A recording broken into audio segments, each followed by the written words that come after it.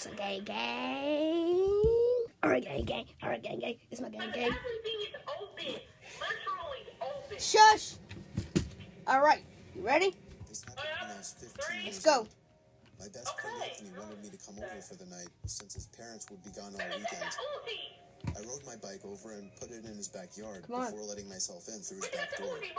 I bought it. I played basically every video game he had, from FIFA all the way to Call of Duty, with popcorn and other junk food spilled out all over the floor.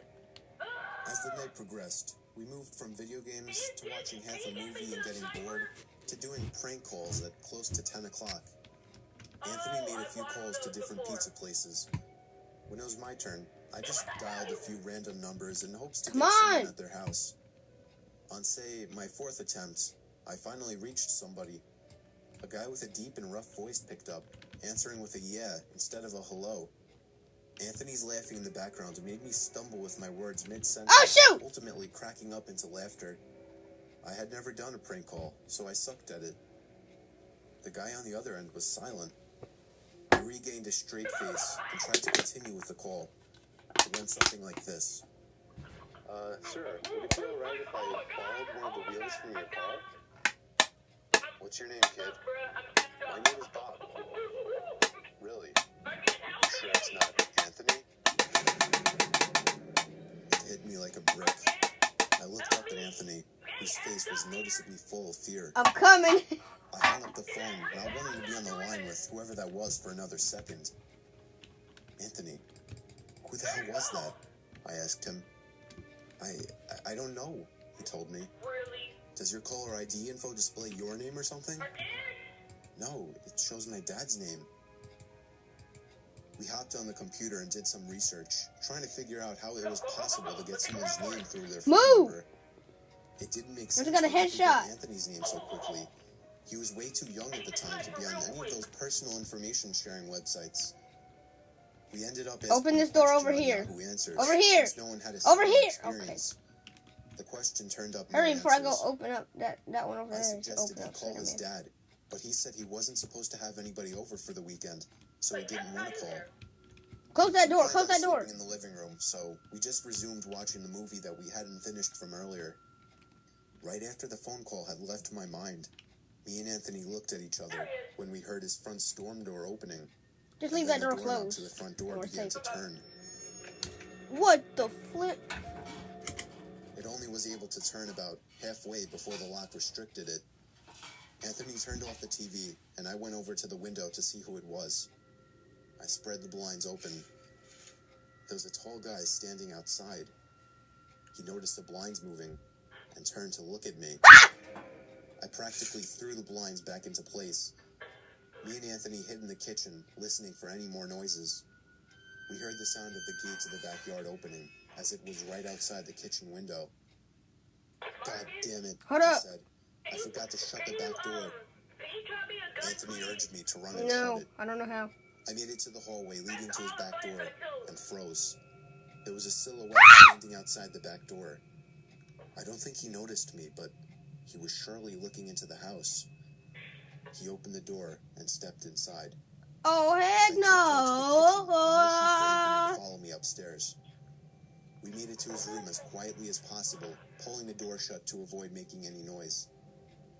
We crawled under his bed. He had cloth covering the bottom of his bed, so you couldn't see anything under it unless you actually moved the cloth. The doors downstairs all opened, each one getting closer to the stairs.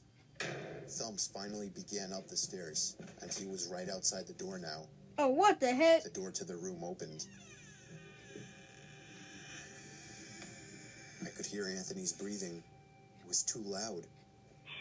Footsteps moved over to the closet, and then the closet opened.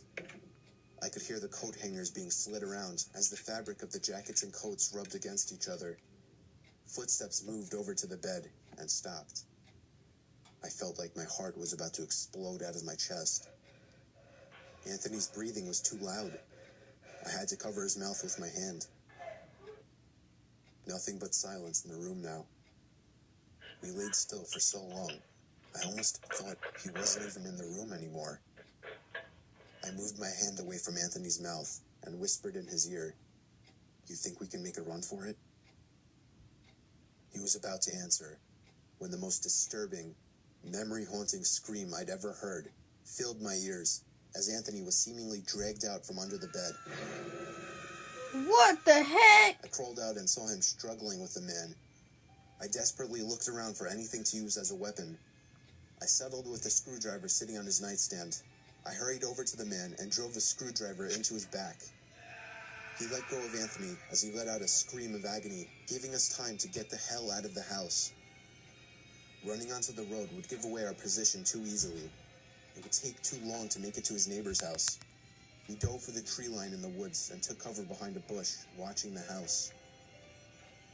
The back door opened as the man stepped outside, looking around the backyard.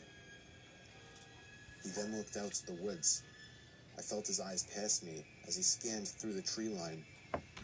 It seemed that it was too dark for him to see us. Then, he turned his head back in our direction. Really, monster? I ducked behind the bush. Joe, he's coming. What? Dude, get up, we gotta run. He was right.